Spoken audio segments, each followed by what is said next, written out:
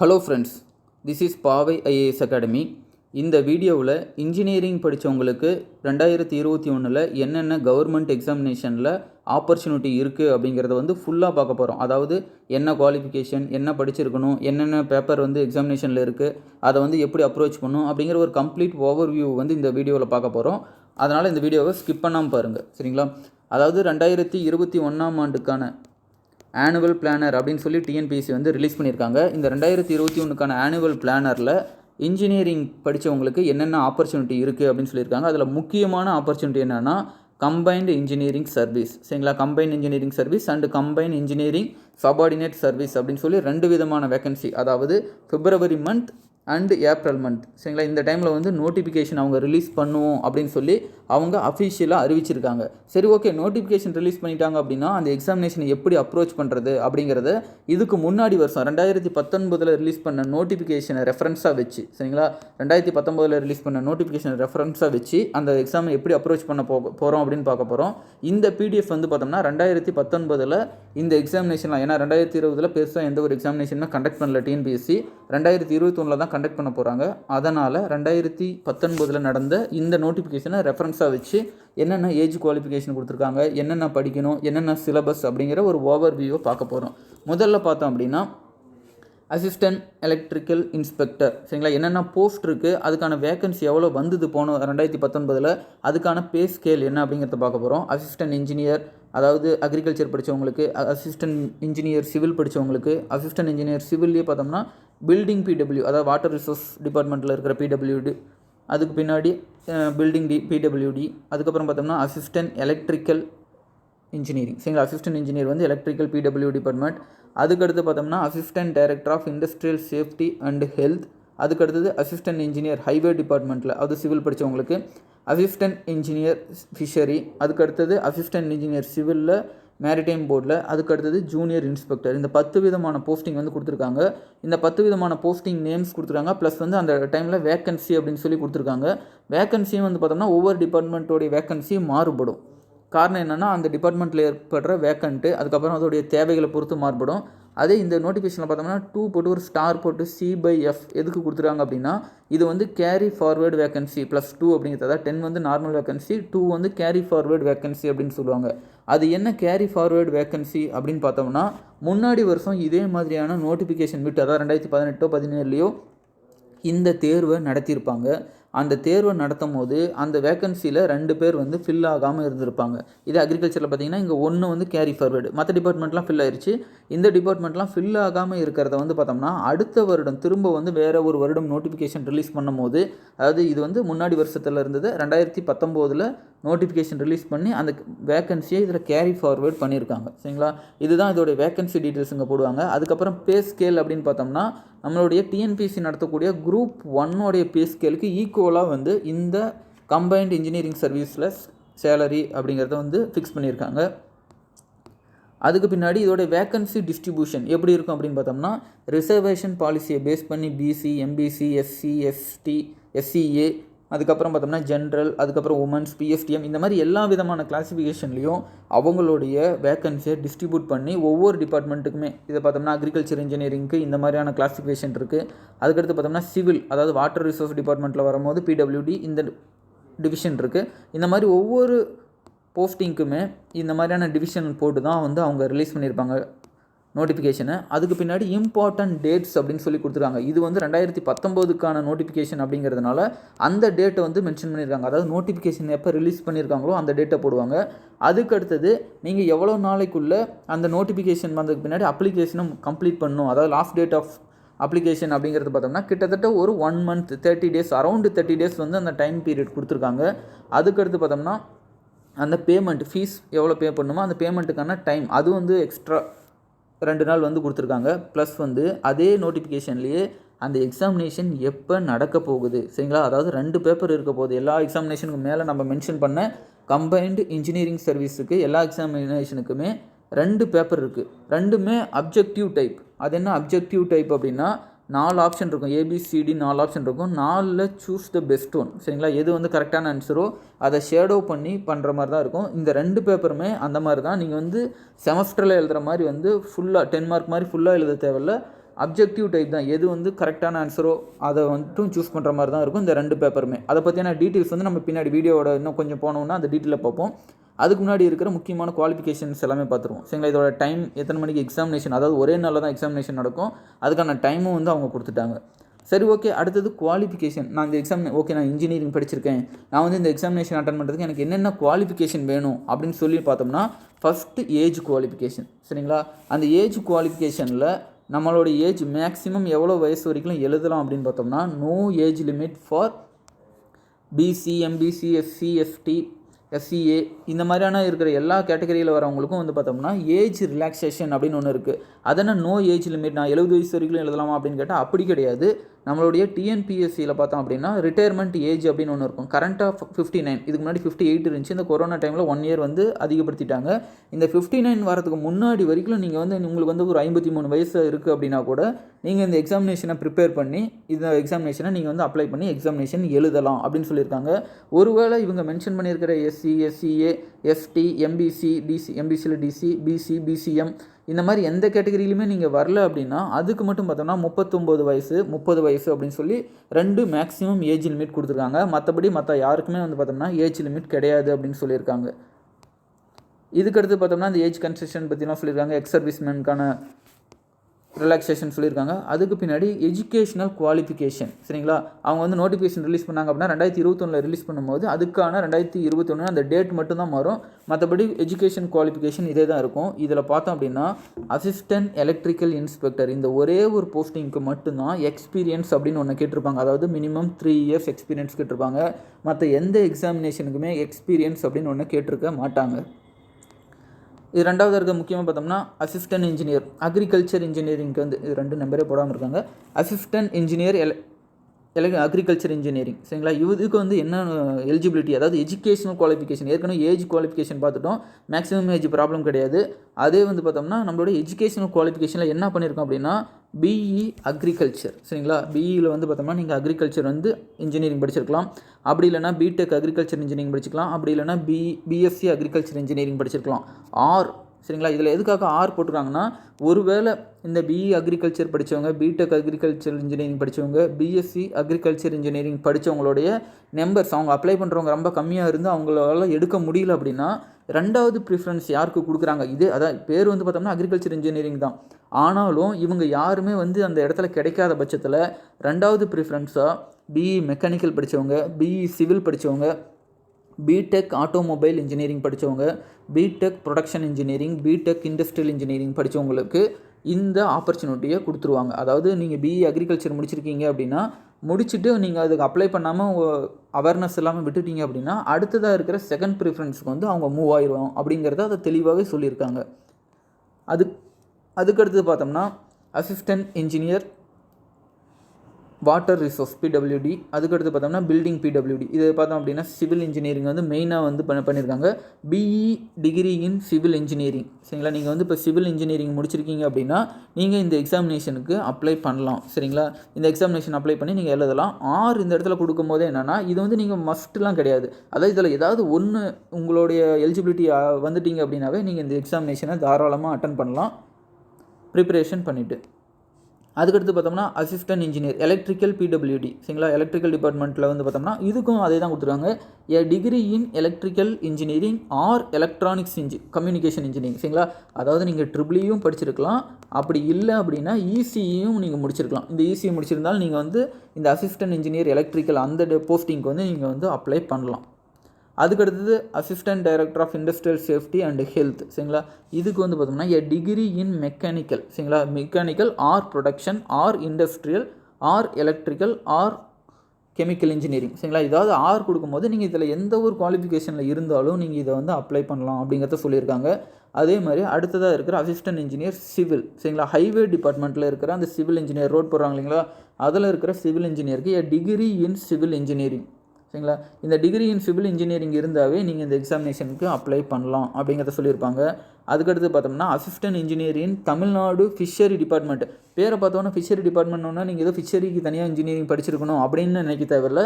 Must possess in degree in civil engineering. சரிங்களா, அதாவது recognised யூனிவர்சிட்டியில் வந்து நமக்கு கொடுத்துருக்க அந்த சிவில் இன்ஜினியரிங் நீங்கள் முடிச்சிருந்தாவே இந்த assistant engineer in Tamil Nadu fisher டிபார்ட்மெண்ட்டில் வர அந்த போஸ்டிங்க்கு நீங்கள் அப்ளை பண்ணுறதுக்கான எலிஜிபிள் இருக்குது. அதுக்கடுத்து பார்த்தோம்னா அசிஸ்டன்ட் இன்ஜினியர் மேரிடைம் போர்டில் இதுவும் பார்த்தோம்னா அதேமாதிரி பிஇ சிவில் இன்ஜினியரிங் சரிங்களா.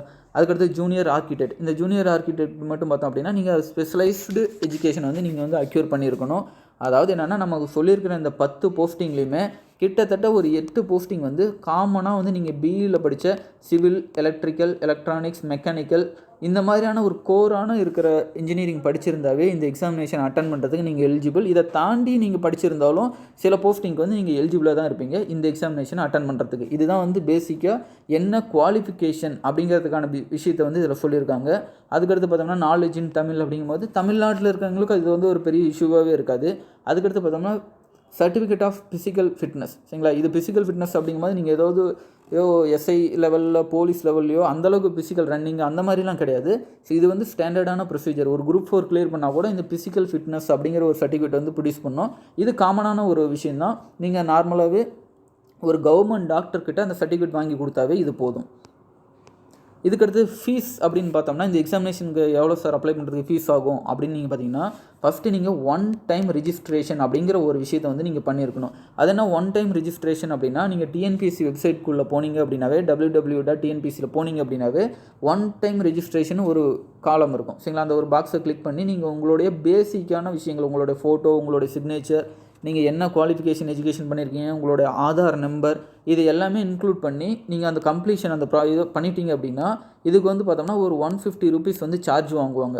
இந்த 150 ரூபீஸ் சார்ஜ் வாங்கிட்டாங்க அப்படின்னா இதோடைய வேலிடிட்டி எவ்வளோ நாளைக்கு அப்படின்னா நீங்கள் ரிஜிஸ்டர் பண்ணதுலேருந்து 5 வருடங்களுக்கு இதோடைய வேலிடிட்டி இருக்கும் சரிங்களா. இதுதான் 1 டைம் ரெஜிஸ்ட்ரேஷனுங்கிறது கம்பல்சரி. நீங்கள் டிஎன்பிசியில் எந்த எக்ஸாமினேஷன் குரூப் 4 எழுதினாலும் சரி, 2 எழுதினாலும் சரி, 1 எழுதினாலும் சரி, இல்லை கம்பைன் இன்ஜினியரிங் சர்வீஸ் எழுதினாலும் சரி, எதுக்காக இருந்தாலும் 1 டைம் ரெஜிஸ்ட்ரேஷனுங்கிறது மஸ்ட். பட் என்னென்னா இது வந்து ஒரு 5 வருஷத்துக்கு வேலிடிட்டி இருக்கிறதுனால இது வந்து ஒரு பெரிய அமௌண்ட்டாக தெரியாது. பட் நீங்கள் எக்ஸாமினேஷன் எழுதும் போது நீங்கள் ஸ்பெசிஃபிக்காக கம்பைன் இன்ஜினியரிங் சர்வீஸ்க்கு அப்ளை பண்ணுறீங்க அப்படின்னா அந்த எக்ஸாமினேஷனுடைய ஃபீஸ் வந்து பார்த்தோம்னா 200 ரூபீஸ் சரிங்களா. இந்த 200 ரூபீஸ் எப்போ பே பண்ணோம் அப்படின்னா நோட்டிஃபிகேஷன் ரிலீஸ் பண்ணதுக்கு பின்னாடி அந்த இடத்துல அப்ளை ஆன்லைன் இருக்கும் சரிங்களா. அந்த அப்ளை ஆன்லைனில் நீங்கள் அந்த மணியை வந்து பேமெண்ட் பண்ணிட்டீங்க அப்படின்னா இந்த பேமெண்ட் பண்ணதுக்கு பின்னாடி என்னென்ன பெனிஃபிட் உங்களுக்கு கிடைக்கும் அப்படின்னா உங்களுக்கு வந்து நீங்கள் அப்ளை பண்ணோன்னா உங்களுக்கான ஒரு ரெசிப்ட் வந்து மெயிலுக்கோ அண்டு உங்களுடைய மொபைல் நம்பருக்கு வந்துடும். ரெண்டாவது எக்ஸாம் டைமில் வந்து பார்த்தோம்னா உங்களுக்கான அந்த ஹால் டிக்கெட் வந்து நீங்கள் வந்து அதோடைய அந்த நம்பரை வச்சு நீங்கள் டவுன்லோட் பண்ணிக்கலாம். அதுக்கடுத்தது உங்களுடைய எக்ஸாமினேஷன் கொஸ்டின் பேப்பர் இந்த எல்லா எக்ஸ்பெண்டிச்சருக்குமே இந்த 200 ரூபீஸில் வந்து டிஎன்பிஎஸ்சி உங்களுக்கு வந்து செஞ்சு கொடுப்பாங்க. இதுதான் வந்து பார்த்தோம்னா நான் எக்ஸாமினேஷன் அப்ளை பண்ணுறதுக்கான அந்த ஃபீஸ் ஸ்ட்ரக்சர். அதாவது ஒரு 150 + 200 அந்த 150 வந்து 5 வருஷத்துக்கு வேலிட் இருக்கும். இந்த எக்ஸாம் ஃபீஸ் மட்டும் பார்த்தோம்னா இந்த 200 ரூபீஸ் அந்த எக்ஸாமினேஷனுக்காக மட்டும். ஓகே, இந்த எக்ஸாமினேஷன் இந்த ஃபீஸ்க்கும் ஏதாவது கன்செஷன் இருக்குது அப்படின்னு கேட்டோம்னா கண்டிப்பாக இருக்குது. ஸ்பெசிஃபைடாக அந்த கேட்டகரியில் என்னென்ன மென்ஷன் பண்ணியிருக்காங்களோ எஸ்சி, எஸ்சிஏ, அதுக்கப்புறம் ஷெட்யூல்டு ட்ரைப், அப்புறம் பார்த்தோம்னா டிஃப்ரெண்ட்லி ஏபிள்டு பர்சன்ஸ், இவங்களுக்குலாம் வந்து பார்த்தோம்னா அதுக்கான எக்ஸம்ஷன் வந்து இருக்குது. இதில் இருக்கிற கீழே நம்மளுடைய டிஸ்கிரிப்ஷனில் வந்து பார்த்தோம்னா இதோடைய லிங்க் இருக்கும். இதை பார்த்து நீங்கள் என்னென்ன யாருக்கெல்லாம் எக்ஸம்ஷன் வருது அப்படிங்கிறத நீங்கள் நோட் பண்ணிக்காங்க. அதுக்கடுத்து இது எப்படி வந்து நம்ம பே பண்ணுறது அப்படின்னு பார்த்தோம்னா நார்மலாக நம்ம ஆன்லைனில் பே பண்ணுற மாதிரி தான். நம்ம வந்து ஃப்ளிப்கார்ட், அமேசானில் எப்படி பேமெண்ட் பண்ணி பொருள் வாங்குறோமோ அதே மாதிரி தான் அவங்க வந்து பேமெண்ட் கேட்வே வந்து கொடுப்பாங்க. அதில் வந்து நீங்கள் வந்து உங்களுடைய கார்டு, அதாவது டெபிட் கார்டோ, கிரெடிட் கார்டோ, இல்லை நெட் பேங்கிங்கோ ஏதாவது ஒன்று யூஸ் பண்ணி இந்த எக்ஸாமினேஷன் ஃபீஸை வந்து நீங்கள் பே பண்ணலாம். ஓகே, இந்த எக்ஸாமினேஷன் எல்லாமே சொல்லிட்டீங்க, என்னென்ன படிச்சிருக்குன்னு சொல்லிட்டீங்க, ஏஜ் சொல்லிட்டீங்க, இது எல்லாமே சொல்லிட்டீங்க. பட் இந்த எக்ஸாமினேஷன் ஸ்கீம் ஆஃப் எக்ஸாமினேஷன் எப்படி இருக்கும், போய் நான் எக்ஸாம் எழுதணும்னா என்னென்ன மாதிரி என்ன தான் வரும் அப்படின்னு கேட்டிங்க அப்படின்னா மொத்தம் ஏற்கனவே சொன்ன மாதிரி 2 பேப்பர் வரும் சரிங்களா. பேப்பர் 1 அண்ட் பேப்பர் 2ன்னு சொல்லி 2 பேப்பர் வரும். இந்த பேப்பர் 1க்கு மொத்தம் எவ்வளவு கேள்விகள் கேட்பாங்க அப்படின்னு பார்த்தோம்னா 200 கேள்விகள் கேட்பாங்க. பேப்பர் 2வில் வந்து பார்த்தோம்னா 100 கேள்விகள் கேட்பாங்க. அது என்ன சார் பேப்பர் 1 பேப்பர் 2ன்னு 2 இருக்குது அப்படின்னா நீங்கள் ஒவ்வொரு போஸ்டிங்கும் அப்ளை பண்ணும்போது நீங்கள் ட்ரிபிள் படிச்சிருந்தீங்கன்னா உங்களுக்கு வேறு மாதிரியான கொஸ்டின்ஸ் வந்து கேட்டாகணும். ஏன்னா நீங்கள் உங்களுடைய பேக்ரவுண்ட் வேறு. சிவில் படிச்சிருந்தீங்க அப்படின்னா சிவிலுக்கு தனியாக வந்து கேட்டாகணும் சரிங்களா. அதுக்காக தான் பேப்பர் 1ன்னு வச்சுருக்காங்க. Paper 1 is nothing but it's A departmental paper. நீங்கள் ட்ரிபிள் படிச்சிங்கன்னா பேப்பரில் வந்து ஃபஸ்ட்டு பேப்பர் வந்து பார்த்தோம்னா ட்ரிபிள் எழுதுவீங்க. ஈசி படிச்சிருந்தீங்கன்னா ஈசி எழுதுவீங்க. மெக்கானிக்கல்னால் மெக்கானிக்கல், சிவில்னா சிவில் அதை வந்து அந்த ஃபஸ்ட்டு பேப்பரில் கேட்பாங்க. அப்போ செகண்ட் பேப்பர் என்ன அப்படின்னு கேட்டிங்கன்னா, இது வந்து காமன் பேப்பர் அப்படின்னு சொல்லலாம். இது வந்து ஜென்ரல் நாலேஜ் பேப்பர்னு சொல்லலாம். இந்த 2வது பேப்பருங்கிறது நீங்கள் இந்த 10 எக்ஸாமினேஷனில் எது எழுதினாலுமே எல்லாருக்குமே இது வந்து காமனாக ஒரே ஒரு பேப்பர் தான் வந்து கொடுப்பாங்க. இந்த ஒரே ஊரில் 100 கொஸ்டின்ஸ் கேட்பாங்க. சரி, ஓகே, இப்போ வந்து 200 கொஸ்டின் இருக்குது, இதில் 100 கொஸ்டின் இருக்குது, அப்போ இதுக்கு தான் வந்து வெயிட்டேஜ் அதிகம், இதை மட்டும் படித்தா போதுமா அப்படின்னு கேட்டால் அப்படி கிடையாது. இந்த 2 எக்ஸாமினேஷனையும் சேர்த்து தான் டோட்டல் மார்க் போடுவாங்க. இதில் என்ன ஒரு பியூட்டி அப்படின்னா, இந்த 200 கொஸ்டினுக்கு ஒவ்வொரு கொஸ்டினுக்கான மதிப்பெண் அப்படின்னு பார்த்தோம்னா 1.5, அதாவது 1 மதிப்பெண் 1.5 மதிப்பெண் மட்டும் கொடுப்பாங்க. அதுவே இந்த 2வது பகுதியில் இருக்க ஜிகே பகுதிக்கு ஒவ்வொரு கேள்விக்கும் எவ்வளோ மதிப்பெண் பார்த்தீங்கன்னா 2 மதிப்பெண். அதாவது நீங்கள் படித்த டிபார்ட்மெண்ட்டில் வந்து ஒரு கேள்வி அட்டன் பண்ணிங்கன்னா 1.5 மதிப்பெண் கொடுப்பாங்க. அதுவே ஜிகே பார்ட்டில் பார்த்தீங்க அப்படின்னா ஒரு கேள்விக்கு வந்து பார்த்தோம்னா 2 மதிப்பெண் கொடுப்பாங்க. சரிங்களா? இது மொத்தமாக சேர்த்து போடும்போது உங்களுடைய மதிப்பெண் மட்டும்தான் கணக்கிடப்படுவாங்க. நீங்கள் ஜிகேவில் எவ்வளோ எடுத்தீங்க, நீங்கள் வந்து டிபார்ட்மெண்ட்டில் எவ்வளோ எடுத்தீங்க அப்படிங்கிற ஒரு கணக்கெலாம் வந்து உங்களை டிஸ்கிரிமினேஷன் பண்ண மாட்டாங்க. டோட்டல் மார்க்கில் அதிகமாக இருக்கீங்களா அப்படிங்கிறதான் பார்ப்பாங்க. சரி, ஓகே, இந்த 2 பேப்பர் முடிஞ்ச உடனே 3வதாக இன்டர்வியூ இருக்கும். சரிங்களா? 3வது இன்டர்வியூவில் இருக்கிற வெயிட்டேஜ் ரொம்ப கம்மி தான், 70 தான் அதோடைய வெயிட்டேஜ். அப்போ முக்கியமான எது அப்படின்னு பார்த்தோம்னா இந்த ஃபஸ்ட்டு அண்ட் செகண்டு, அதாவது வந்து இந்த 300 மார்க்கு, அதுக்கப்புறம் 200 மார்க்கு. சரிங்களா? இது வந்து அதாவது 1.5 மார்க்கு, அதுக்கப்புறம் இது 2 மார்க், இது சேர்த்து பார்த்தோம்னா மொத்தம் இந்த 500 மதிப்பெண்கள் வரும். சரிங்க சார், இப்போ வந்து நான் இந்த ஃபஸ்ட்டு பேப்பருக்கு, அதாவது என்னுடைய டிபார்ட்மெண்டல் பேப்பர் 300 மதிப்பெண்களுக்கு என்ன படிக்கணும் அப்படின்னு கேட்டிங்கன்னா, நீங்கள் வந்து ஃபஸ்ட் இயர்லேருந்து ஃபைனல் இயர் வரைக்கும் படித்த உங்களுடைய டிபார்ட்மெண்டல் பேப்பரே தான். சரிங்களா? கீழே வந்து பார்த்தோம்னா அதுக்கான சிலபஸ் கொடுத்துருப்போம். அந்த சிலபஸில் இருக்கிற டாபிக் ஒவ்வொன்றா பார்த்து நீங்கள் என்னென்ன சப்ஜெக்ட் படிச்சிங்களோ அந்த சப்ஜெக்டில் இருக்கிற புத்தகத்தை எடுத்து நீங்கள் வந்து அதை ப்ராக்டிஸ் பண்ணிவிட்டு கேட் எக்ஸாம் இந்த மாதிரி ஏதாவது ஒரு எக்ஸாமினேஷனோடைய கொஸ்டின் பேப்பரை எடுத்து நீங்கள் ஒர்க் அவுட் பண்ணிகிட்டு இருந்தீங்கன்னாவே இந்த ஃபஸ்ட்டு பேப்பருக்கு போதும். சரிங்களா? பேப்பர் 1 உங்கள் டிபார்ட்மெண்டல் எக்ஸாமினேஷனுக்கு போதும். சரி, ஓகே, இந்த 2வது ஏரியாவுக்கு இந்த ஜிகே பகுதிக்கு என்ன பண்ணுறது அப்படின்னா, இந்த கேள்விகள் பெரும்பாலும் தமிழ்நாடு அரசு பாடப்புத்தகத்தில் இருந்தால் இந்த கேள்விகள் கேட்கப்படும். சரிங்களா? அப்போ என்னென்னா, நீங்கள் வந்து டிஎன்பிஎஸ்சியில் கேட்குற குரூப் 1, குரூப் 2, குரூப் 4 எக்ஸாமினேஷனுக்கு வர அதே பேட்டர்ன் தான் இந்த 200 மதிப்பெண்களுக்கு கேட்குறாங்க. அப்படிங்கும் போது நீங்கள் நம்ம பாவை ஐஏஎஸ் அகாடமிலே பார்த்தோம்னா இந்த 200 மதிப்பெண்ணை கவர் பண்ணுற மாதிரி நம்ம டெஸ்ட் பேட்ச் குரூப் 2க்கு வந்து கரண்ட்டாக இப்போ போயிட்டுருக்கோம். சரிங்களா? அந்த குரூப் 2 எக்ஸாமினேஷனோட டெஸ்ட் பேட்சில் நீங்கள் ஜாயின் பண்ணிங்கனாவே இந்த 200 மதிப்பெண்களை வந்து நீங்கள் கவர் பண்ணுற மாதிரி தான் சிலபஸ் வந்து செட் பண்ணியிருப்போம். நீங்கள் ஃபஸ்ட்டு பேப்பருக்கு வந்து நீங்கள் ஓனாக படிக்கிறது இல்லை உங்கள் டிபார்ட்மெண்ட்டில் வச்சு நீங்கள் படிப்பீங்க. பட் செகண்ட் ஏரியா ஜிகே பகுதி அப்படிங்கிறது நம்மளுடைய பகுதி தான். அதாவது குரூப் 2 டெஸ்ட் பேட்சில் வர அதே சிலபஸ், ரெண்டும் ஒரே சிலபஸ் தான். அதனால் இந்த 200 மதிப்பெண், ஏன்னா இது ஒரு கேள்விக்கு 2 மதிப்பெண்ங்கிறதுனால இது அவ்வளோ சீக்கிரம் நீங்கள் விட்டுற முடியாது. நீங்கள் என்ன தான் கஷ்டப்பட்டு இதில் வந்து ஒவ்வொரு கொஸ்டினாக எழுதி ஒரு 1.5 மார்க் வாங்கி ஒரு 10 கொஸ்டின் மற்றவங்களோட எக்ஸ்ட்ரா போட்டால் கூட, அதை மற்றவங்களாம் வந்து ஒரு 70 போடுறாங்கன்னா நீங்கள் ஒரு 80 அப்படின்னு போட்டிங்கன்னா கூட உங்களுக்கு அந்த 10 கொஸ்டின் டிஃப்ரெண்ட் வந்து இங்கே வந்து ஒரு 7 கொஸ்டின் கரெக்டாக போட்டாவே உங்களை விட அதிகமான மதிப்பெண் எடுக்க முடியும். ஏன்னா அதோடைய வெயிட்டேஜ் அதிகம் இருக்கிறதுனால நீங்கள் இந்த ஜிகே பகுதிக்கு அதிக முக்கியத்துவம் கொடுத்தாகணும். அதுக்காக ரொம்ப இங்கெங்கேயோ மெட்டீரியல்லாம் வாங்கி எதோ படிக்கணும் அப்படின்லாம் நீங்கள் கவலைப்பட தேவையில்லை. நம்மளுடைய டெஸ்ட் பேட்ச் கரெக்டாக ஃபாலோ பண்ணி நம்ம என்னென்ன படிக்க சொல்லியிருக்காங்களோ அந்த பேட்டர்னில் படித்து இந்த கேள்விகளுக்கான எக்ஸாமினேஷன் எழுதுனீங்க அப்படின்னாவே இந்த 200 மதிப்பெண்ணில் பெரும்பாலான மதிப்பெண்கள், உங்களுக்கு தேவையான மதிப்பெண்களை பெற அளவுக்கு இதுலேயே வந்து உங்களால் மார்க்கை செக்யூர் பண்ணிட முடியும். பின்னாடி இருக்கிற இந்த இன்டர்வியூ அப்படிங்கிறது பார்த்தோம்னா ஸ்லாப் சிஸ்டமில் தான் வந்து மார்க் போடுவாங்க. அதாவது ஒருத்தருக்கு வந்து 20, இன்னொருத்தருக்கு வந்து 70 அப்படிலாம் போட முடியாது அவங்களால. அவங்க வந்து ஸ்லாப் வச்சுருப்பாங்க. ஃபஸ்ட்டு ஸ்லாப், செகண்ட் ஸ்லாப்னு காமனான மார்க் தான் வந்து போடுவாங்க. 3, 4, 5ன்னு சொல்லி ஸ்லாப் வச்சுருப்பாங்க. அந்த ஸ்லாபில் ஒரு 62, ஒரு 51, 48 அப்படின்னு இருக்குன்னா அதில் ஏதாவது ஒன்று தான் வந்து அவங்க சூஸ் பண்ணி போடுவாங்க. அதனால் இது வந்து பார்த்தோம்னா ஒரு பெரிய டிஃப்ரென்ஸ் வந்து கிரியேட் பண்ணாது. உங்களுடைய ஃபஸ்ட்டு பேப்பர் அண்ட் செகண்ட் பேப்பரில் எடுக்கிற மதிப்பெண்கள் தான் உங்களை வந்து வேலைக்கு போகிறதுக்கான முழு மதிப்பெண்ணாக இருக்கும். சரிங்க சார், இந்த ஒரு 570 மார்க் மொத்தம் டோட்டலாக இன்டர்வியூ எல்லாம் சேர்த்து 570 மார்க் வருதுங்கிறீங்க, எவ்வளவு எடுத்தால் நான் வந்து வேலைக்கு போக முடியும் அப்படின்னு கேட்டிங்கன்னா அது கொஸ்டின் பேப்பரோடைய டஃப்னஸை பொறுத்து இருக்குது. அதுதான் வந்து மெயினான விஷயம். இருந்தாலும் லாஸ்ட் இயர் அதுக்கு முன்னாடி வருஷம்லாம் ஆவரேஜாக எப்படி போயிருக்காங்க அப்படின்னு பார்த்தோம்னா ஒரு 370 அவ்வளோ மதிப்பெண்கள். சரிங்களா? 370 வரைக்கும் இருந்தால் ஒரு ப்ளஸ் ஆர் -20. ஏன்னா உங்களுடைய கேட்டகிரி, உங்களுடைய டிபார்ட்மெண்ட் கொஸ்டின் பேப்பரோடைய டஃப்னஸ் அதை பேஸ் பண்ணி பார்த்தோம்னா ஒரு 400, 420 அந்த மாதிரி கூட போயிடும். சில டைமில் பார்த்தோம்னா நீங்கள் உங்கள்கிட்ட தமிழ் மீடியத்தில் நீங்கள் படிச்சிருந்தீங்க அப்படின்னா பிஎஃப்டிஎம் வச்சுருக்கவங்களுக்கு ஒரு டைம் வந்து பார்த்தோம்னா 270, 280 வரைக்குமே போயிருக்கு. சரிங்களா?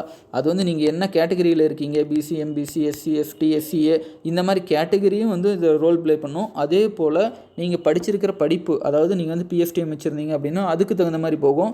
உமன்ஸாக இருந்தீங்க அப்படின்னாலும் உங்களுக்கான மதிப்பெண்கள், அந்த கட் ஆஃப் மதிப்பெண்களும் பார்த்தோம் அப்படின்னா ஒரு 330 340 அது வரைக்குமே வரதுக்கான வாய்ப்புகள் இருக்குது. இதுதான் வந்து இந்தியன் இன்ஜினியரிங் சர்வீஸோடைய அந்த மதிப்பெண்கள், அந்த டீட்டெயில்ஸ் இருக்குது. சரிங்களா? அதுக்கடுத்து பார்த்தோம்னா எக்ஸாமினேஷன் சென்டர் நான் எங்கே போய் எழுதணும். இப்போ யூபிஎஸ்சிலாம் எக்ஸாமினேஷன் எழுதுறீங்கன்னா நான் சென்னை, கோயம்புத்தூர், மதுரை இந்த மாதிரி தான் போகணும். இந்த எக்ஸாமினேஷன் கம்பைன் இன்ஜினியரிங் சர்வீஸ் எங்கே எழுதலாம்னு பார்த்தோம்னா கிட்டத்தட்ட தமிழ்நாட்டில் எல்லா மாவட்டங்களிலுமே அதுக்கான எக்ஸாமினேஷன் சென்டர் வந்து போடுவாங்க. அதனால் நீங்கள் எக்ஸாமினேஷன் சென்டரை பற்றி கவலைப்பட தேவையில்லை. இங்கே எல்லா ஏரியாவுமே வந்து கொடுத்துருப்பாங்க. சரிங்களா? ஓகே, இதில் அடுத்தது வேறு முக்கியமான விஷயம். ஓகே, அதாவது எக்ஸாமினேஷனை பற்றி எப்படி அப்ளை பண்ணுறது, இந்த மாதிரியான ஒரு பேசிக்கான விஷயங்கள் மட்டும் தான் வந்து கொடுத்துருக்காங்க. எப்படி அப்லோட் பண்ணணும் அப்படிங்கிற விஷயம். இங்கே கடைசியாக பார்த்தோம் அப்படின்னா அவங்களுடைய சிலபஸ் வந்து கீழே வந்து கடைசியாக கொடுத்துருப்பாங்க. சரிங்களா? கீழே நல்லா போனீங்க அப்படின்னா ஒவ்வொரு டிபார்ட்மெண்ட்டுக்குமே இதில் பார்த்தீங்க அப்படின்னா பேப்பர் 1 ஆர்கிடெக்சர் இவங்களுக்கு வந்து என்னென்ன எக்ஸாம் சிலபஸில் இருக்குது, அதே அக்ரிகல்ச்சர் இன்ஜினியரிங்க்கு வந்து என்னென்ன இருக்குது அப்படிங்கிறது எல்லா விஷயங்களுமே வந்து கீழே போக போக உங்களுக்கு எல்லா விஷயமே, அதாவது என்ன சிலபஸ் படிக்கணும், என்ன டாபிக் இருக்குது அப்படிங்கிறத கொடுத்துருவாங்க. இதுதான் எக்ஸாமினேஷனை பற்றி பேசிக்காக இருக்கிற, அதாவது இந்த வருடம் 2021ஆம் வருடம் வர இருக்கிற கம்பைன்டு இன்ஜினியரிங் சர்வீஸ் இன்ஜினியரிங் படித்தவங்களுக்கு ஒரு நல்ல ஆப்பர்ச்சுனிட்டி. கரெக்டாக பிளான் பண்ணி படிச்சிங்க அப்படின்னா அந்த 300 மதிப்பெண் மற்றும் 200 மதிப்பெண் கேள்விகள் பார்த்திங்கன்னா இதுக்கு வந்து 200 கேள்விகள், இதுக்கு ஒரு 100 கேள்விகள். இதை கரெக்டாக பிளான் பண்ணி படிச்சிங்க அப்படின்னாவே இந்த தேர்வை எளிமையாகவே வெற்றி பெறலாம். ஆனால் கடுமையாக வந்து தேர்வுக்கு முன்னாடி ப்ரிப்ரேஷன் பண்ணணும். சரிங்களா? இதுதான் நம்மளுடைய அட்வைஸ். ஓகே ஃப்ரெண்ட்ஸ், நல்லா படித்து கிளியர் பண்ணுறதுக்கு பாபை ஐஏஎஸ் அகாடமி சார்பின் வாழ்த்துக்கள். வேறு அடுத்த வீடியோவில் இன்னும் வர என்னென்ன எக்ஸாமினேஷனுக்கு ப்ரிப்பேர் எப்படி பண்ணலாம் அப்படிங்கிறத நம்ம சொல்லுவோம். உங்களுக்கு இதில் ஏதாவது ஒரு டவுட்ஸ் இருக்குது, ஏதாவது கன்ஃபியூஷனாக இருக்குது அப்படின்னா நீங்கள் கீழே இருக்கிற கமெண்ட் பாக்ஸில் வந்து கமெண்ட் பண்ணிங்க அப்படின்னா நம்மளுடைய ஃபேக்கல்ட்டிஸ் வந்து அந்த கமெண்ட்க்கான என்ன சொல்யூஷன் அப்படிங்கிறத வந்து சொல்லுவாங்க. சரிங்களா? ஓகே, நன்றி.